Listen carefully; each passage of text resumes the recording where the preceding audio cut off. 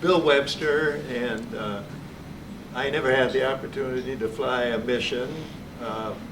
I was an aerial and ground photographer, joined the 6th at the end of the war, and took the photographs that put together, not all of them, of course, bomb strikes and other things I didn't take, but around Tinian, and that was the probably my good fortune, because I've joined a group of men that I'm very fond of. I would also like to say that I've been to Tinian 3 times with Andy Giles, who is a wonderful authority on Tinian. And he tells me 2 or 3 times on every trip, the 6th Bomb Group is so fortunate to have had Bill Webster, because you've got more photos from the 6th Bomb Group than all the other bomb groups together, for the most part, because of Bill Webster and all the photos he took. I didn't leave until February of '46, and we knew we were going to Okinawa or Clark Field, didn't know which. But we had aerial cameras that had nose cones that were 36 inches to 12 inches. These very expensive, beautiful cameras. And we were pushing those over into the ocean with bulldozers. So nothing was going to be saved. I knew that right from the start. So after I took the pictures for this Pirate's Log, I put all the negatives. I had the aerial photographs that I took. There are a couple on the back. You'll see that those negatives are 9 inches by 9 inches. They're roll film. The electric camera, I sat in the back of a B-29. We couldn't get a smaller plane to take the aerial photos of Tinian, Saipan, and Guam. And I was strapped in, and I held this camera that weighed about 35 pounds. And I had earphones on, talking to the pilot, telling him to move either over, higher, lower, or whatever.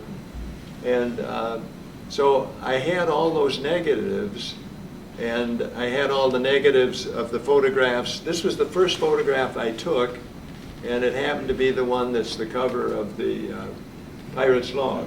And that's what got me the job. The lieutenant said, "Webster, if you can do that, we want you to take these other pictures." So they arranged for the flights and the other.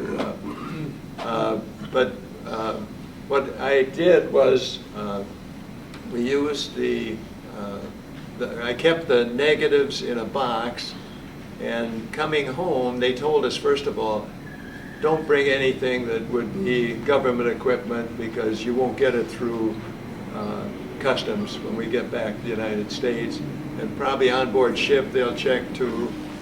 But I put this box of negatives in my duffel bag.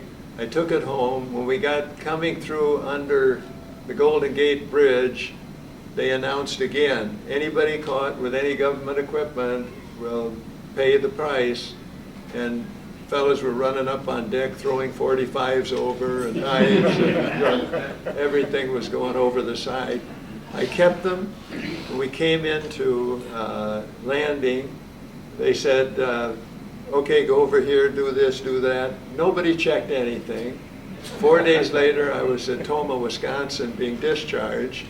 Nobody checked anything there. So I came home with all the negatives that I had taken, the aerial and ground photographs of the different islands, and really kept them. Our kids didn't see, we have 7 children. Most of them didn't realize that I had taken the photographs, even though I bought a 4x5 speed graphic when I got out of service. That was the camera I used as a photographer, and took thousands of pictures of our family and other things. But it wasn't until I got started with the 6th Bomb Group, first time was at Omaha. I met a number of you at that point. And we decided to reprint what was done on very cheap paper in the Philippines. And so we reprinted the Pirate's Log. And I had the original photographs to use for the new book and cover. So, very good. And the history of the 6th Bomb Group, and we are all so much richer because you you didn't throw those negatives overboard. Thank you.